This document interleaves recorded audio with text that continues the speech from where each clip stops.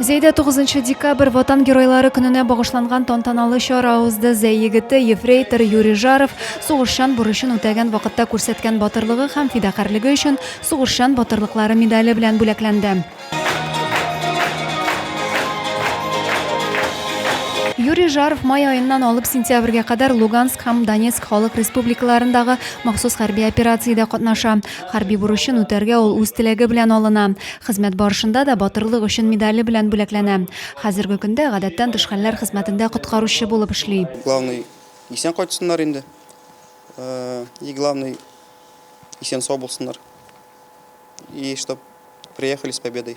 Тантаналы чарага килгән кунаклар арасында Юрий Жаровның әтисе Анатолий Жаров та бар. Кечкенәдән әнисез калган 4 баланы бер үзе үстереп, тәрбияләргә туры килә аңа. Бүгенге көндә исә балалары ил горурлыгы. Адилә Бурханова, Дин Сипатов, Зей хәбәрләре.